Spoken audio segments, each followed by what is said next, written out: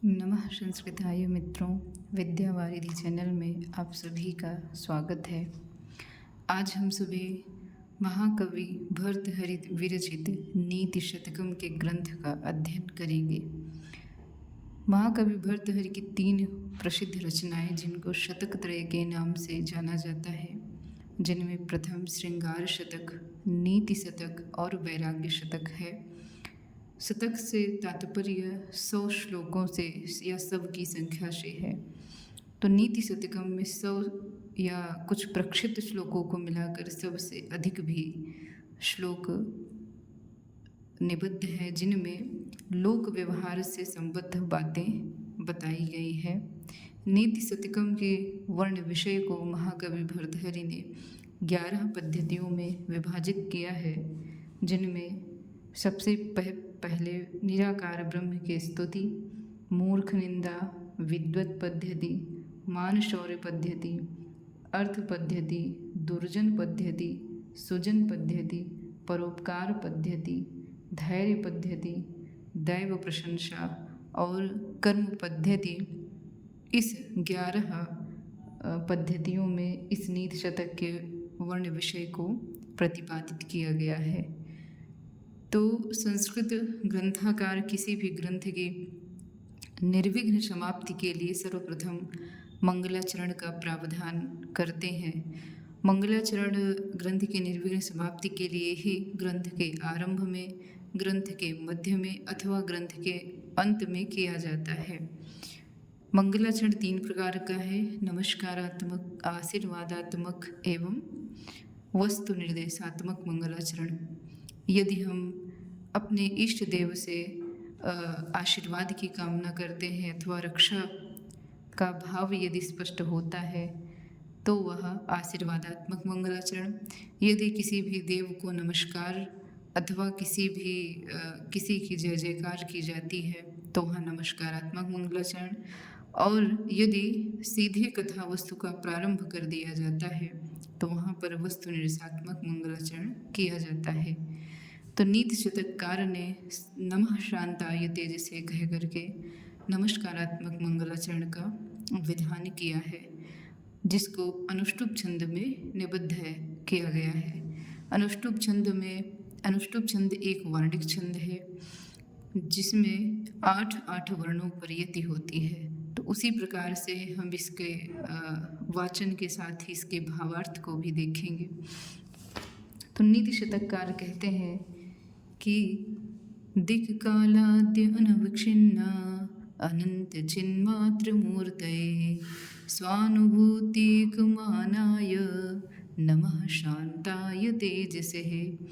नमः शब्द के प्रयोग होने के कारण नमः स्वस्ति स्वाहा स्वधा अलम वशट योगे चतुर्थी विभक्ति से समस्त पदों में जितने भी विशेषण आए हैं सभी में चतुर्थी विभक्ति है। मूर्तये, स्वानुभूतिक मानाय, शांताय, तेजसे, इन सभी में चतुर्थी विभक्ति नमः के योग में हुई है। तो कह रहे हैं कि दिक् कालाद्य अनवक्षिन्ना। दिक् का तात्पर्य दिशाएं, चतुर्दिक दिशाएं या अष्टादिक दिशाएं, और काल समय आद्य आदि दिशाएं काल इत्यादि के द्वारा अनवक्षिन्ना, जिसे आवृत्त नहीं किया जा सकता, ढका नहीं जा सकता अथवा जिसे बांधा नहीं जा सकता, ऐसे परम ब्रह्म।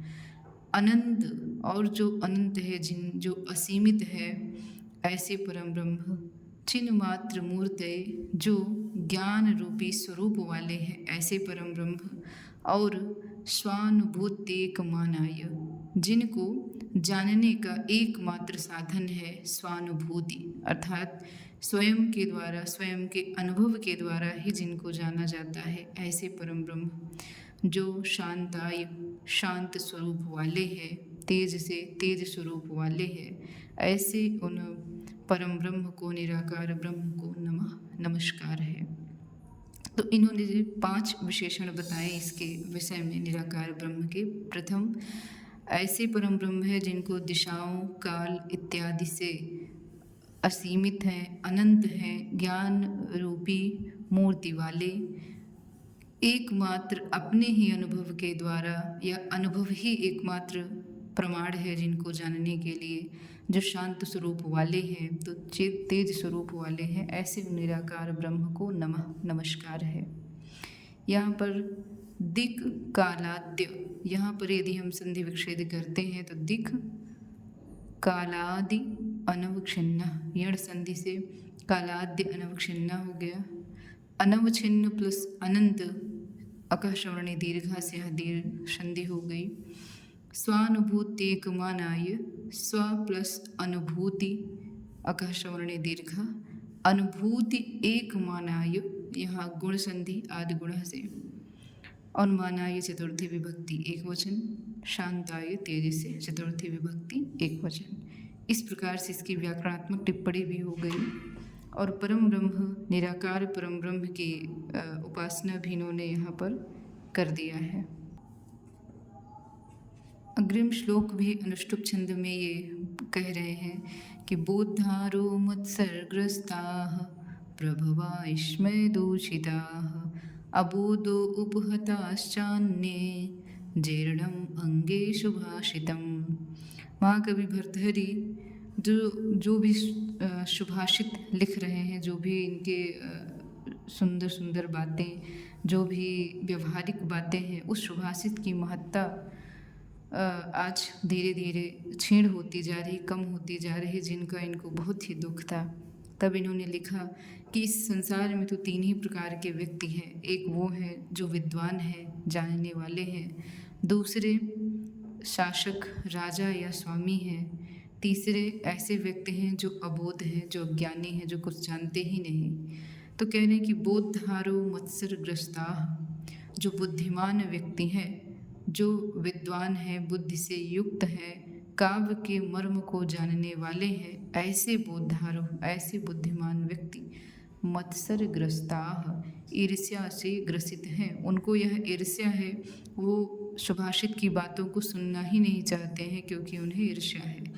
और प्रभव इष्मय दूषिता, और जो प्रभव हैं अर्थात जो राजागण हैं या जो स्वामी हैं, जो शासन करते हैं, ऐसे व्यक्ति तो इसमय दूषिता, इसमें से दूषित है, अर्थात अहंकार से दूषित है। अहंकार के कारण वह सुभाषित की बातों को सुनना नहीं चाहते हैं। और अन्येह, बोधारा और प्रभवा से अतिरिक्त जितने भी व्यक्ति बचते हैं वह सभी अन्येह, वे सभी अन्य व्यक्ति तो अबोध उपहताश्च, अबोध से उपहित हैं, अर्थात अज्ञान से उपहित हैं, वो जानते ही नहीं है। ऐसे में जीर्णम अंगे सुभाषितम, जो सुभाषित है वह मेरे ही अंगों में जीर्ण शीर्ण हो रहा है। अर्थात कवियों को उनके उपयुक्त स्थान नहीं मिल रहा है, उनके सुभाषित को आज कोई सुनने वाला नहीं है। उनकी सुभाषित धीरे धीरे क्षीण हो रही है, अंगों में ही धीरे धीरे विशीर्ण होती जा रही है। यहाँ पर अबोध और उपहता, यहाँ अबोध प्लस उपहता, उपहता में गुण संधि आ उ मिलकर के, और उपहताश्च प्लस अन्येह, यहाँ से अकस्मरणे दीर्घा से दीर्घ संधि होगी। अन्य जीर्णम अंगे सप्तमी विभक्ति एक वचन। बोधारा मत्सरग्रस्ता इष्मय दूषिता प्रभवा, ये सभी प्रथमा विभक्ति बहुवचन में कहे गए हैं। आगे कह रहे हैं कि अज्ञः सुखम आराध्यः सुखतरम आराध्यते विशेषज्ञः ज्ञानलव दुर्विदग्धम ब्रह्मापि न तम नरम न रंजयति। अज्ञः का तात्पर्य है ना जानने वाले, अर्थात मूर्ख व्यक्ति।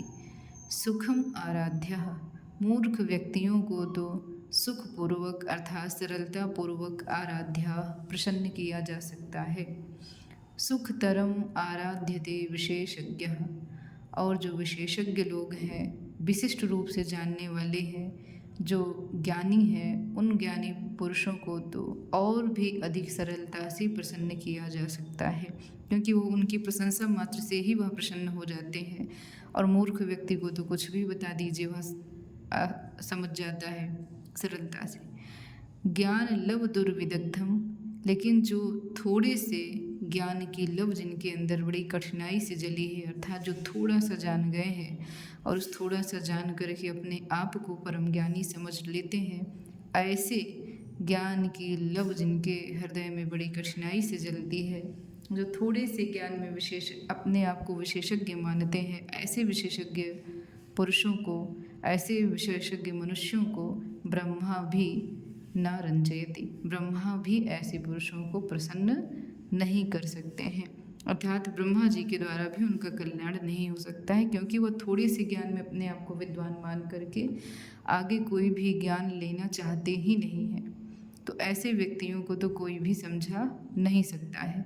तो मूर्ख पद्धति में इन्होंने ऐसे ही मूर्खों की निंदा की है कि जो मूर्ख हैं, जो थोड़े से में अपने आप को जान लेते हैं, ऐसे व्यक्ति का तो ईश्वर भी कुछ नहीं कर सकता है, तो सामान्य व्यक्तियों की बात ही क्या। इस प्रकार से नीति शतकम के प्रथम द्वितीय तृतीय श्लोकों का अध्ययन हुआ। धन्यवाद।